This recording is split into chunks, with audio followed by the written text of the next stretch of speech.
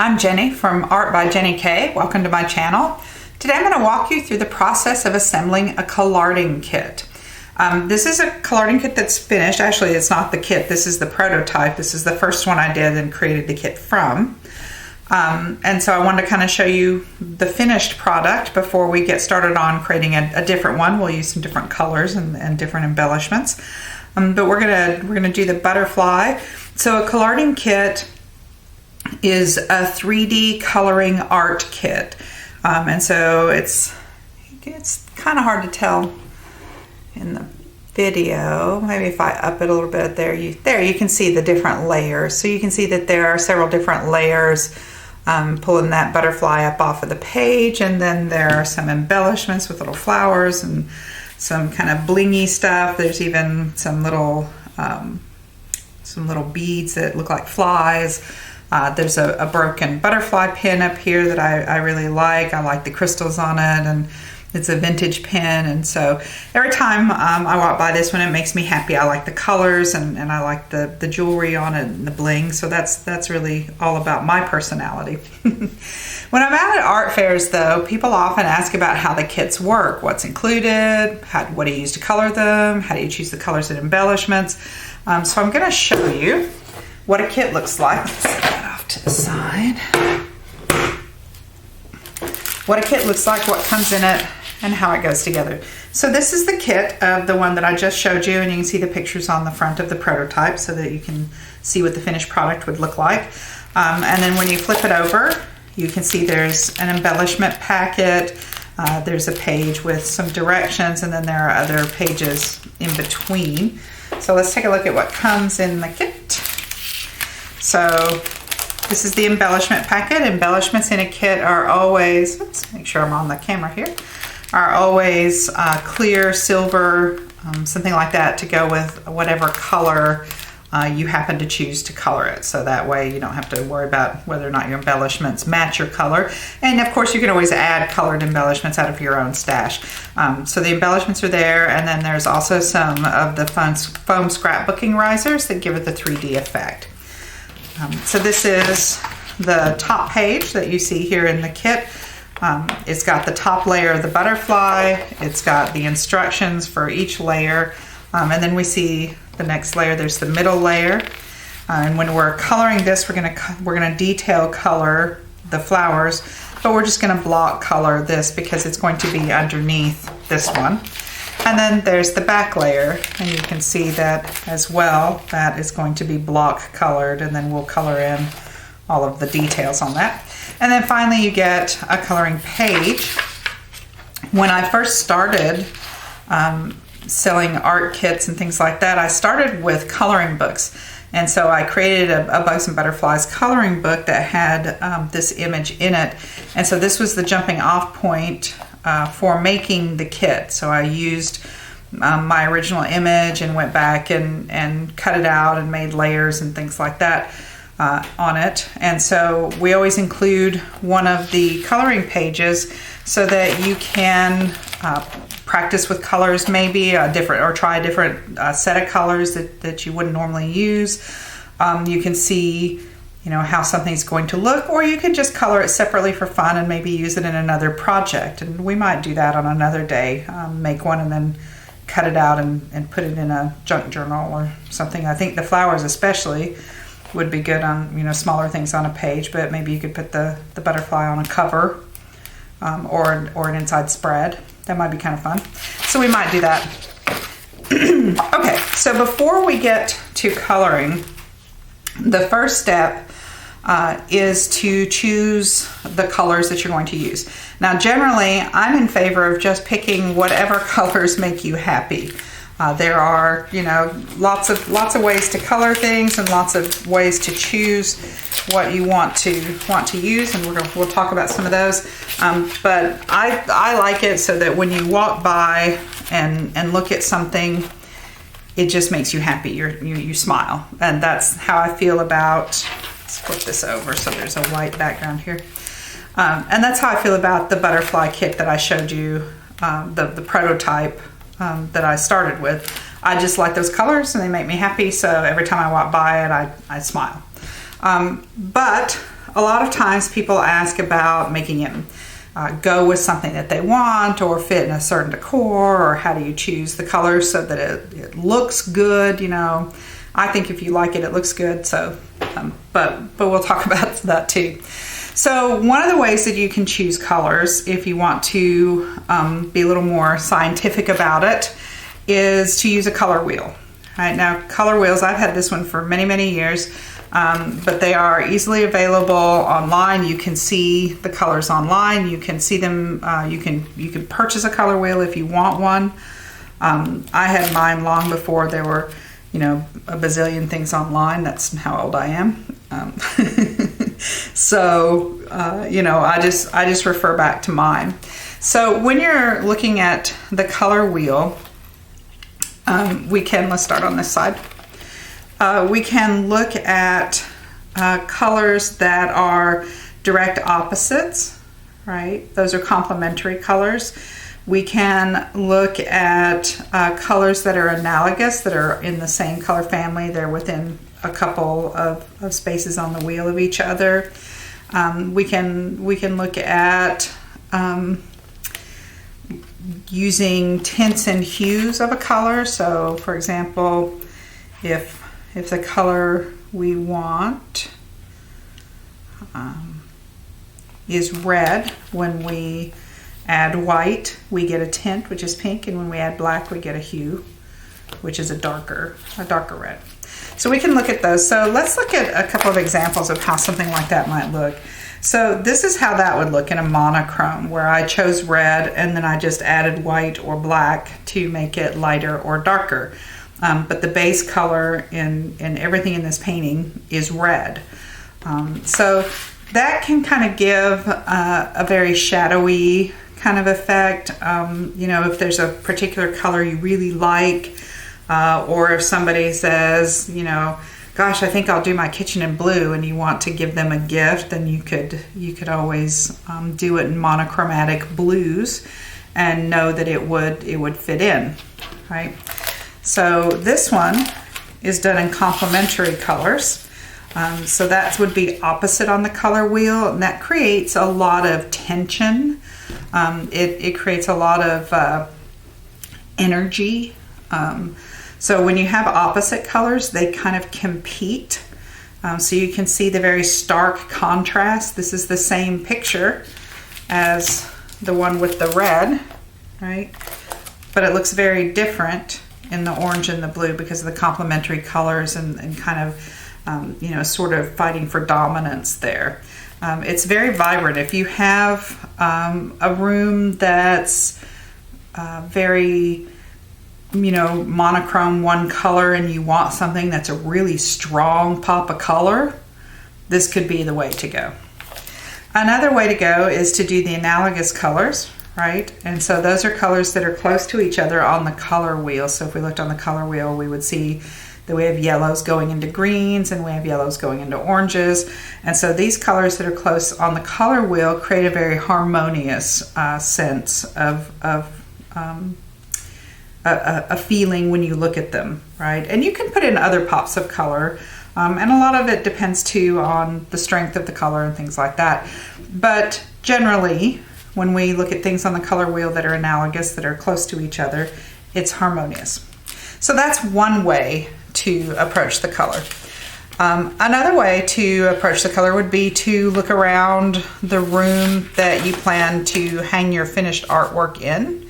Look for something that you know, goes with, I say, because I think everything goes together, goes with those colors. So if you want a room that's very serene, maybe you should do your artwork in colors that will blend with the other colors in the room. If you're looking for something that's a little more energetic, then you might want to do something that's a pop of color, something opposite the color wheel, or maybe in a triad that would be a halfway between opposite. So anything like that, you know, can use for inspiration. Another source of inspiration is magazines, right? Magazine pages. And so when I flip through magazines, I tear out things that I really like the color on. And so I really like this pink with and the, you know, kind of purpley pinks here with this pop of yellow, the blue background. That says happy to me. It kind of with the pink says girly, but it's very happy to me. So here's one that I really like too, because I feel like this one is also very kind of happy with the citrus colors, right? Because we've got the lime green, and then we've got the oranges. And even though we don't have any lemons in the picture, we've got little pops of yellow in the flowers. And then there's some little pops of kind of purpley pink. Lots of greens, right? We have several different shades of greens going on. So the green is really a dominant color here with little pops of color in between and around it. This one is also one that I like. This has some opposite, you know, some opposition colors. We have the purples and the yellows here, but then we have several shades of kind of purple, purpley red, and then, you know, some kind of red with a little bit of purple on it. Again, lots of green, and then some yellows to kind of tone it down a little bit. And I like this pale background. I like the pale blue background on that too. It feels very sky-like to me. Here's another one that's a little more vibrant. So we looked at the citrus one with the orange and the limes, but this one has lemons in it. And again, the pop of the opposite color here to set it off. Definitely not the dominant color, but enough to give us a little bit of energy and excitement as we look around the page. And then here's another one, again, that has that lemony yellow and the purples in opposition to it. Toned down a little bit here with some whites and pinks. And then we've got that really pale background, and you can see there's kind of an ombre effect in the background even. So when I'm flipping through magazines, I see stuff like that. You might take an inspiration from someplace you like to go. Like I love the beach, so here's a decorating scheme based on the Florida coast, and you can see some picture of the coastline, and these colors are all incorporated into it. So it can be furniture, it can be a picture. You can see this kind of peachy pink, kind of coral color here. And I love this white sand, that sugary sand. Makes me wish I was in Florida. Here's one that's much warmer, very southwesty kind of look with the, not just with the prints, but with the colors as well. Right there. Cat food, don't want to do that one. Here we go, other side. It's the side I wanted to show you. Here's one from the Pacific Northwest that I really like because I love all the trees, and I love the golden hue of the sun coming through here, and these grays and blues in the clouds. It's beautiful. And so I'm looking at this green and this kind of brown, and up here in the plaid. So those are all colors. So if you find something in a magazine that you really love, that's a good way to choose colors. Not just for your whole house, but just for a piece of artwork, right? You can base a single piece of artwork on those colors. Okay. Another way to go is to pick up a paint palette. Now, if you go to your local hardware store or paint store, you can find lots of these. This one is, from Colors of a Paris Bakery, and I fell in love with this when I was out shopping. Probably well over a year ago. And I just love this. I love the colors juxtaposed with the oranges and the peaches and the blues and all that. So I loved it so much that I actually converted, when I was converting a cart I was converting actually a baby changing table into a computer cart. And it went on wheels. My husband engineered the wheels and reinforced the shelves for me and things like that, but I decorated it. And so when I was doing that, I just love these colors. So these are the colors I used to paint the cart. The drawers were different colors and the sides were different colors. So it's kind of just a little riot of these colors, those ones that I marked there. So I really, in thinking about it, love this color palette. So I think I'm going to go back to this color palette to do my piece of art today when I'm working on the kit today. So I really just, these colors make me feel good. They make me happy. And I like that there's some more grounded colors here with these other brighters. I went through my stash. I'm going to leave this here so we can see it because we're going to compare here in a second. I went through my stash of coloring utensils, and I have quite a stash, I have to admit. And I pulled out a sample of each kind to show you how I decide what I would use. So let's start with some colored pencils. So here's my little bucket of colored pencils that I pulled out. I don't know about you guys, I have like coffee mugs that I throw things in so I can carry them around. So I'm just gonna set this aside. And I did some swatches. And so I looked at some of these swatches. I tend not to use pencils as often as I use markers because I usually like the higher saturation of ink. And sometimes I find myself pushing really hard on pencils to get the color I want, which can, make arthritis flare up. So if you have arthritis, and I do, but I don't let it stop me from coloring whatever I want to color, I can tell you. So sometimes I don't want to choose pencils because they make me push kind of hard, and but that said, if you choose better quality pencils, they're much easier to color with. So I have like 2 sets of pencils. I used to have a ton of pencils. People gave me pencils, and I had every kind of pencil, and I bought pencils figuring out which ones I liked. And so I ended up with 2 sets. I have a set of Prismacolor Premiers, and I have a set of Artist Loft Fundamentals. And of the 2, I like the Premiers better, but I have more colors probably in the Fundamentals, so I tend to use both of those. And it's always a good idea to, swatch your pencils or markers that you might want to use. Make sure they look like the palette you're after. Just disclaimer, if you're just going to color it for fun in any color you want, you don't have to go through all this, right? This should be fun. If this isn't fun, then skip it and just, pick the colors you like and move on. But if you're looking for something that is a specific feeling, then you're probably going to want to pick a color palette that evokes that feeling.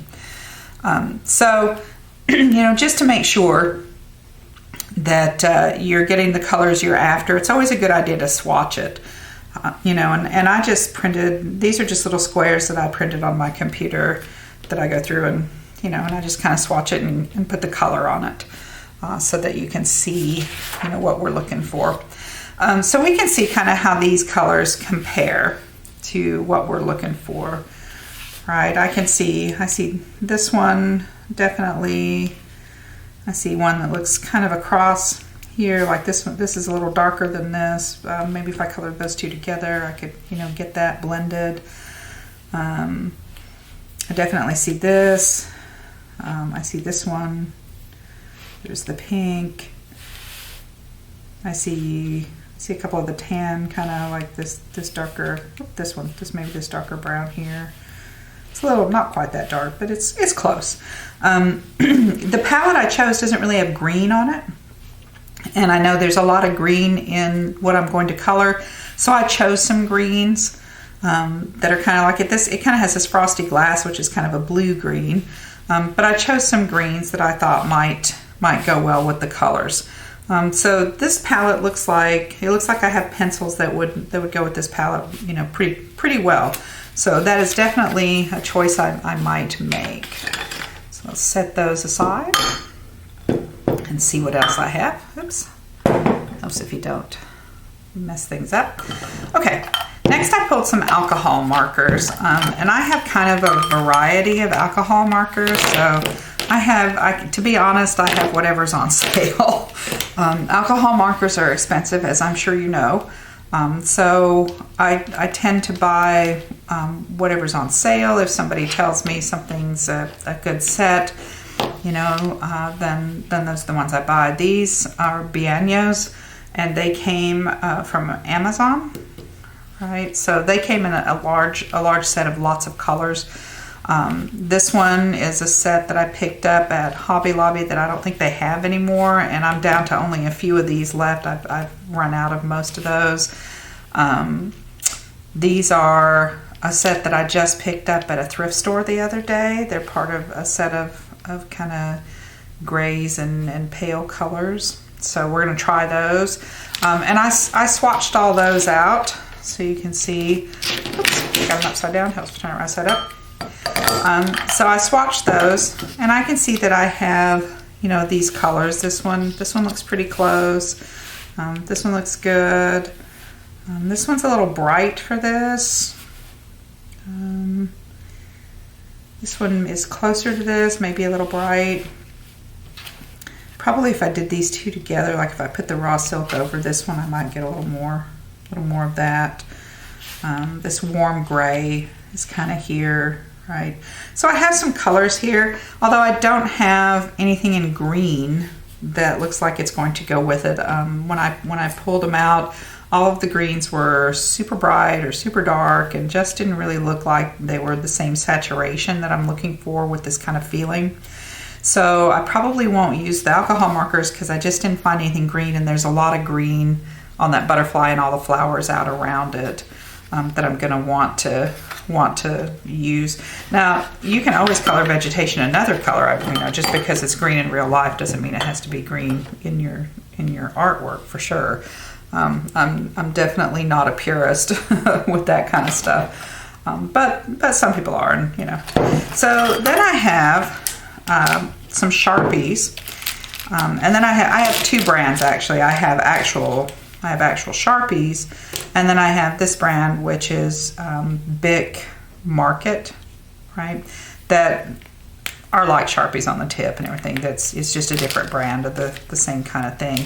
And so I went through and pulled those and took a look at those. And again, it looks like I have some of the colors, but the Sharpies are really high in saturation, like the alcohol inks, like those nicer alcohol pens. And because they're so saturated, they tend not to have the feeling like this kind of has a more calming feeling. And the colors I have here don't quite match either. I didn't really have anything in this kind of melony. This one kind of matches. This one's way too bright on the yellow. I don't have anything this pale in the pink. You know, I don't have anything that's kind of even remotely close to the sea glass here or in any of the warm grays. So as much as I like these colors, these are fun colors. They look like ice cream colors to me. You know, as much as I really like those, I probably wouldn't choose them for this project because I'm going for this feel. So those are probably a no as well. All right, and then the last one is I have some water-based markers, and as with everything else, I have a couple different brands. People give me markers, you know, for Christmas and birthdays and things like that. I'm sure you get things like that too.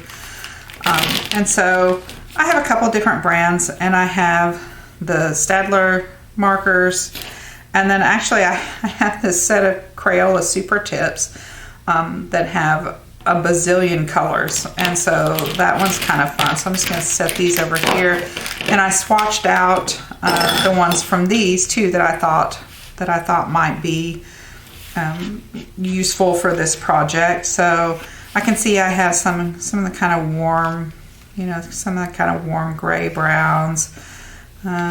This one looks a little like these two. If these two together were married, we might have sea glass. None of them are quite as pale in the yellow. And again, I'm not super happy with the greens. So I feel like a lot of these are really bright as well. And it's not, I really love bright colors and I tend to use those. But I think because I'm going for this, I could go with this, but I think I'm going to go back and use the pencils.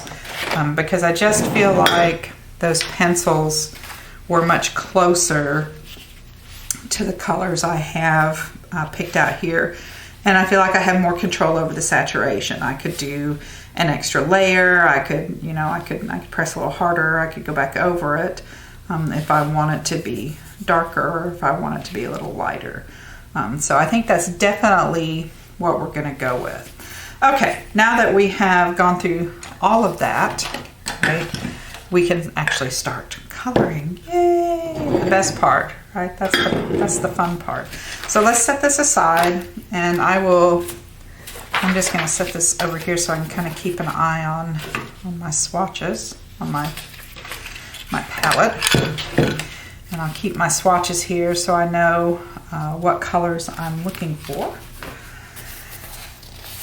Okay.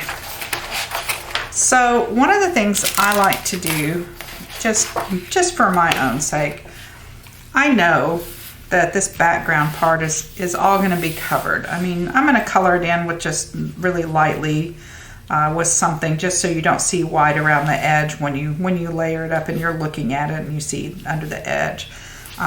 So if you don't want to do anything, you can just do the edge. You could go back with a marker. Even at this point, if you're going to use pencil on everything else, if you wanted to color something in with a big fat marker just to get it over with, you could do that. But one of the things I like to do is I like a little bit of writing or an intention or something like that somewhere, even when you can't see it. Right? It might be on the back, it might be on the bottom, it might be somewhere. So I know it's not going to show through here, and I know I'm going to color over this in a background color. And so I think I'm just going to take a second with a really fine tip marker. I'm using one of the, turn it this way, one of the Staedtlers. And it's water-based. It doesn't really matter because I'm going to use pencil over the top of it. And I'm gonna write some little intention. So I love butterflies. I love spring. There's a quote, butterflies are flying flowers. So I think I might just write something like that there.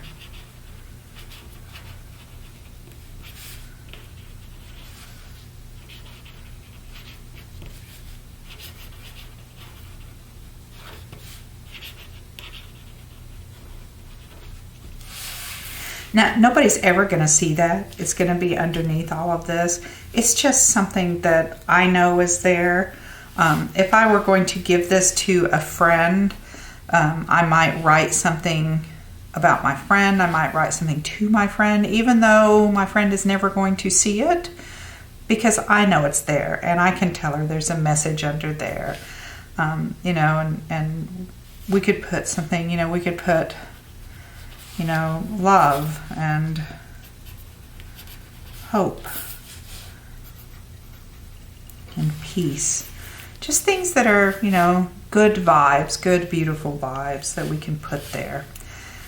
So having done that, I'm ready to start coloring. Now, one pencil that I didn't show you that I've had this for a really long time. I'm not really sure where I got it. It's called a magic pencil because it has about 3 or 4 different colors in it, and when you color with it, it kind of blends them. So you can see there's kind of yellowy, reddy, orangey, and I like it. It's kind of a big fat pencil, and it's really smooth. So I'm just going to use that to color in all the background pieces that we're not going to see later, but we might see the edges of.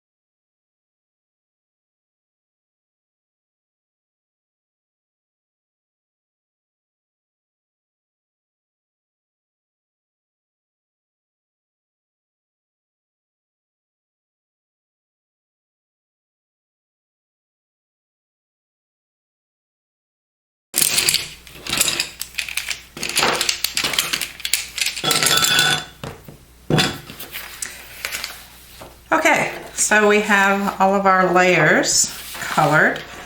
So now it's time to start cutting things out. So we're going to cut out around the butterfly and this little part here. We're going to cut away all this gray, and then we're going to start putting it together. Okay, so we've got it all cut out now. So there's our back layer, our middle layer, and our top layer. So it's time to start putting it together. Before we put it together though, if you are going to use a mat, right, if you're going to, I'm having trouble with the frame there. If you're going to use a mat, now's the time to put it in the mat. Because then you can build everything up above it, and if things stick out over the edge of the mat, it's okay. You can choose not to. I think it always makes it look better in a mat. It just looks finished and professional, and you've got that nice white border. You could choose a colored mat too. White's just my personal preference. So if we're going to do that, we're going to go ahead and mat the back piece. So I'm just going to kind of line that up a little bit. You can measure, but you know, I'm just not a measure kind of girl if I can help it. Move it down, you can kind of feel. So there's halfway, make sure it's even. And then I just use a little bit of painter's tape to hold it in place. Okay, so apparently my SD card was full from the first round, so it kind of cut out while I was talking about putting painter's tape on the back. So I have taped in that back piece into the mat, which I was just about to do when the video stopped. So that's where we are. We've got it in. So now what we want to do is we want to add, I continued, but the the camera stopped. So now what we want to do is we want to add the little foam risers to the middle piece, right? The piece that's going to go right here. And so we're just going to flip that over. There are 28 foam risers included, which is plenty. You don't need a ton of them. I usually tend to use a little over half on the middle layer. If I have 4 layers, you know, then I'll distribute them a little more evenly. Just to make sure that there's enough to hold up each piece, and we can add a couple more after we get some on there if we see a spot's maybe missing a little bit. But we only have this middle layer, and then we only have the butterfly left, so we can kind of be pretty liberal with them here. I live in Phoenix, Arizona area, and it's very dry here, so tape never stays. No matter what kind of tape it is, it never stays. It just dries out eventually and falls off. Better tape takes longer, but it still tends to dry out. So I like to add just a little dot of glue under my little foam risers just to make sure they're gonna stay there. You don't have to, especially if you live someplace where the climate is more temperate and doesn't fluctuate as much.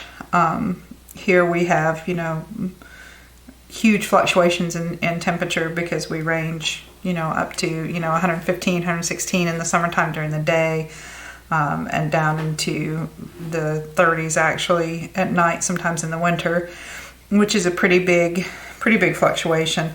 So the dry air tends to do a number. So I just put a little bit of glue on it. I use this one. This is Barely Art Precision Craft Glue. I really like it because it has this nice little metal precision tip, so you can get just a tiny little dot, which is all you need. The pin, you know, helps it to keep from drying out. There are several brands of this. Use whatever brand you like. I'm not, you know, saying this one's better than any other. It just happens to be the one I have. So when the video cut out, I was actually in the process of putting some of these down.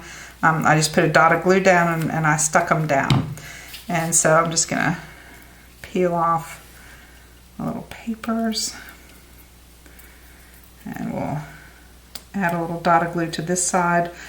This glue is you know, very tacky, so it doesn't take it long to grab. You don't have to wait for it to dry before you can stick something down and move on.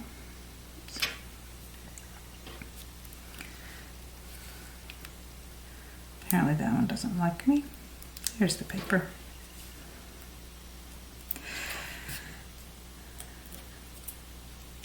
And these are the same little foam risers that scrapbookers use, that, you know, and they sell them in scrapbook shops and online and things like that. So they're the same as those. So if you if you have used them for scrapbooking, you will be familiar with them. All right, so then, oops, I said I was going to put a little more glue on it, didn't I? And then I didn't do it. Pay attention. All right. So you can see this little tip just makes it super easy to get just a tiny little dot, which is all we need. We just need a little reinforcement there to combat the effects of the dry air. Okay, that should do it. All right, so let's try to line up the center first. So we just want to line it right up over where the other piece is. And since you have the glue, you can move it just a little bit. That is one of the advantages too of putting a little bit of glue on, is it gives you a little bit of time, whereas, you know, the stickers would be kind of just stuck there. Okay. All right. So you can see we've gone out over the edge a little bit here on our mat, which is a good reason to do it.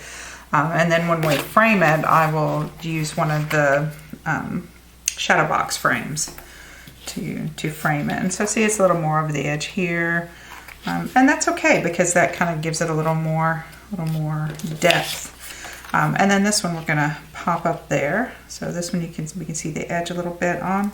Right, so we're going to do the same thing with this, and then we are going to be ready to embellish. So let's put a few dots of glue where we might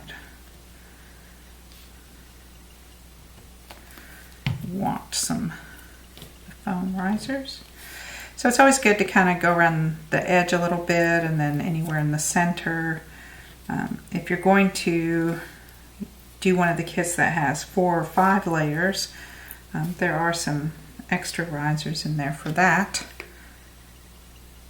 And then you want to be sure that you get some risers under all of the parts that are gonna have something on top of it, because that's gonna weigh them down, having that paper on top.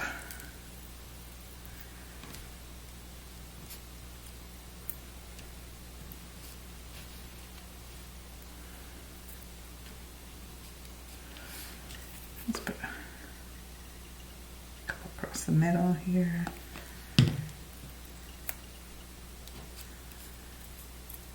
And anything we just want to make sure is popping up. Maybe one right here at the top of each of the antennae. We have them, we might as well use them, right? Don't need to save them. Let's see, I have 2 left. So we'll just put a couple here. So I've put quite a few on the butterfly itself. Again, we're just gonna take off those little squares of paper. Oops.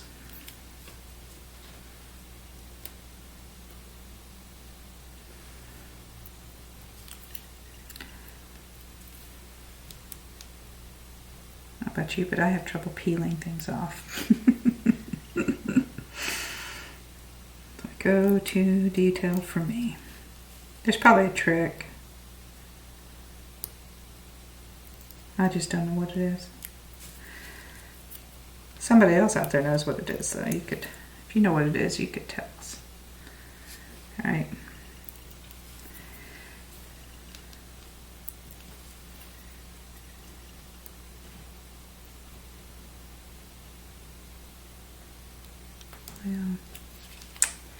Rough.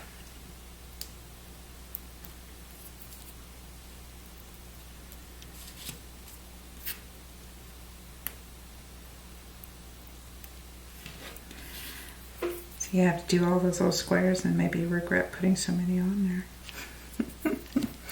All right, let's just add a little dot of glue. As I said, just because I don't trust the sticky and the dry air. You don't have to. And it will probably stick for quite a while. It would probably stick for quite a while here. I just don't. I know from experience that eventually, if it's tape, it's gonna dry out. Eventually. So, all right, so we're just gonna line this up. This one, we're gonna see a little bit of that colored edge. Oops.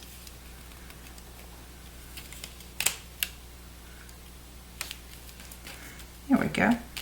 Okay, so now we can, I don't know if you can see the 3 dimensions here. So you can see, like if you're looking at it from the side and stuff, you can see where you colored underneath, which is why you want to put a little bit of color under there. You know, but otherwise you're not going to see too much of that. This one is a little bit of an outline, so we are seeing that. All right, time to embellish. This is my favorite part. I mean, I like to color it, but embellishing, because I'm all about putting stuff on things.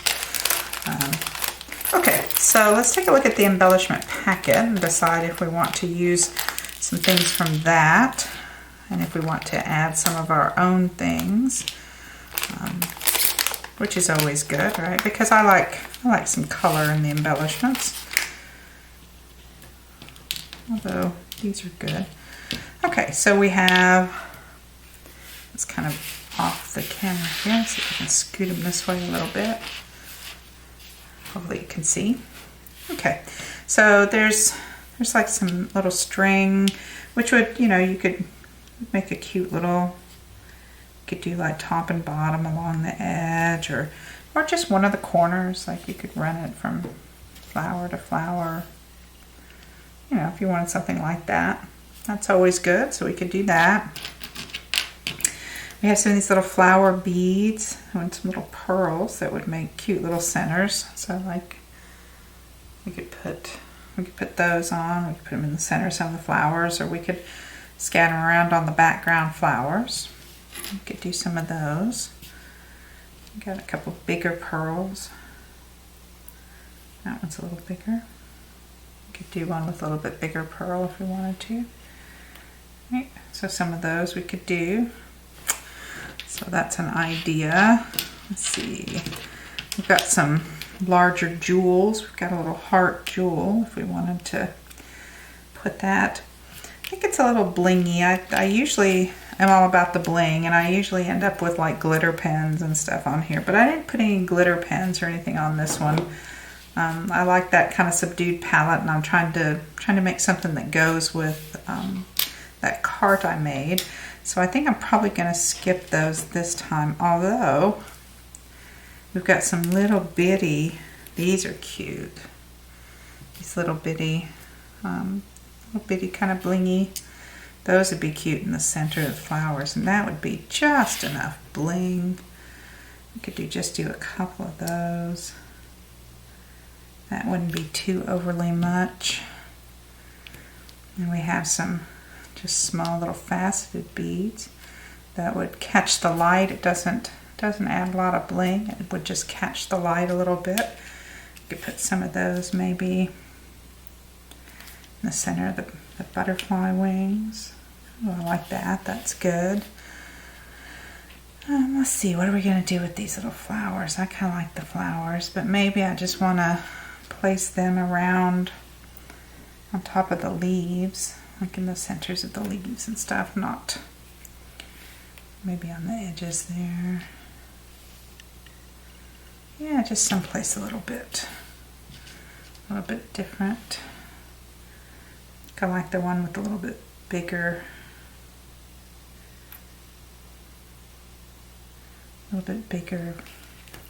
pearl. So there's just kind of an assortment. Each of the kits has something similar to this. It may not be exactly this. It's just kind of a little assortment. Depends on what we can get. Sometimes we order beads and they're out of stock and we can't have them. So we take what we can get. So I like that. So let's think about that for a few minutes, and let's see what else we have. Now, I am always of the opinion that jewelry is a good thing to add.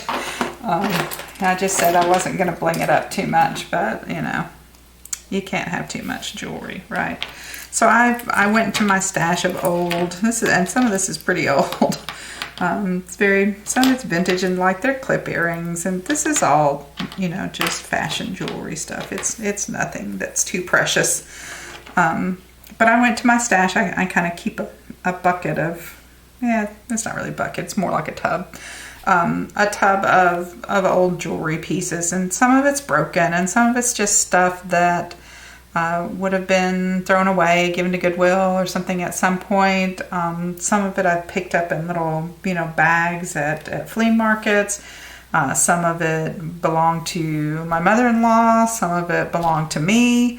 It's just stuff, you know, it's just stuff we have. So if you have a piece of jewelry that means something to you, that maybe is broken, an old pin or something that has some sort of sentimental value, a good way to put it out on display where you can see it is to incorporate it into a piece of artwork. So if you have a pin or some earrings, maybe you had a pair of earrings and you love them and they were given to you by somebody special, but you lost one.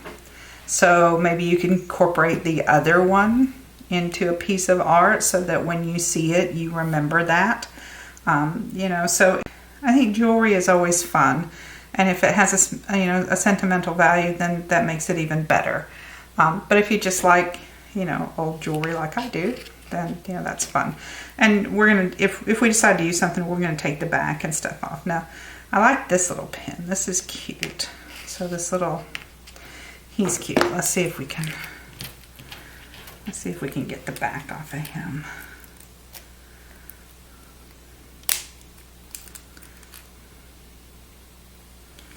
All right, sometimes you just have to manhandle it. That wasn't even very hard. Oh, there we go. Yeah, I like him. I didn't find any other butterflies. I thought I had another larger butterfly pin, but I didn't find one. So these seem kind of big. Like maybe they're not really what we're looking for. Not quite the right vibe or color scheme. They seem kind of big and kind of old, so I don't think I want those. This is kind of cute. You know, we might could put it across the bottom. That might be cute. Let's see how hard he's going to be to attach.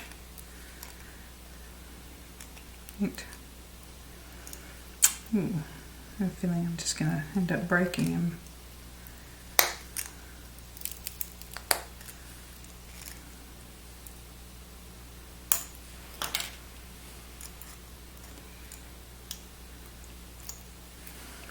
It's always a good idea to have a good little pair of pliers if you're gonna play with old broken jewelry. Oh my gosh, that just went flying. Oh, hazard. Okay, well, I thought maybe I could get it. Oh, there we go. Okay, and it looks like it bends. So we might be able to bend it a little bit to get it to lay a little flatter. Right. So that's kind of an idea. I kind of like that with the little butterfly up there. And maybe not too many things on it. So we always have options, and I don't know about you, but I always have to lay out several different things and see what I like before I make a decision. So I have some other butterflies. These are little feather butterflies, but I'm really liking this one. I like the color, and I like that the color goes with that. So I don't think I want to take that one off. And I have some little patches, you know. I don't know about you guys, but I mean, I have a stash that goes on for days. But I've been collecting it for many years, and so I collect all kinds of things. People give me things. I get things from the dollar store. I get things from, you know, I've been known to dig things out of the trash. These are a little glittery, I think. These might be kind of fun. Little wooden daisies. Sometimes when we're on vacation, I pick things up just to put in my stash because they're inexpensive. I see them somewhere and I think, oh, that would be fun. And that's what these are. These are actually little laser wooden cutouts that I got in a little shop in Pigeon Forge, Tennessee. I couldn't tell you the name of the shop anymore because I've had them for years. Actually, I'm from the Smoky Mountain area, and we used to go home to visit family a couple times a year. And one time when we were there, we just ran across this little shop that had like laser cut. I got some keys, I got some music notes, and I got these little flowers. And they're really cute. So I have a couple of these. We could put some of those in the middle of the flowers, or we could add some, to a flower itself. Too much? I don't know. I'm thinking I might like the blingy ones, just because I think those blend maybe a little too much, but I really like these because they're catching the light. I also have a good deal of lace and trim, but I'm beginning to think that maybe less is more on this one, which is kind of, my husband would laugh because my motto is usually more is more, right? Especially when we're talking about adding bling to something. But I think, because I'm going to frame it, and so the frame, just something to add a little sparkle underneath to catch some light, and then maybe this couple little jewelry pieces. I think maybe that's enough. So let's glue those down. And then I think we'll actually be done.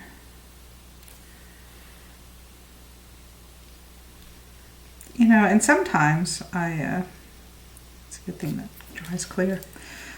Sometimes I put embellishments on and I think I'm done, I think that's enough, and then I walk back by 2 days later and I decide I really just have to put something else on it. So, you may want to look at yours for a day or two before you decide exactly what you want to put on it. You might want to lay some stuff out, and think about it. If there's something you really like I really like the stuff that we have laid out here. If you really like it, go ahead and put it on. And then of course you can, not sure I got enough glue on that. And then of course you can always add more to it. So I think I made a mess of that, but it's a really good thing this glue dries clear. Okay. Right, but it's always a work in progress, I think. And I think it's okay if it takes a little while. It'd be easier to glue this down and then add the bead. You don't have to do it all in one day or in one sitting. And it's okay to think about it for a little while. Cool. Try it this way. Oh, that was a little easier. So I guess we figured out how to do that, huh?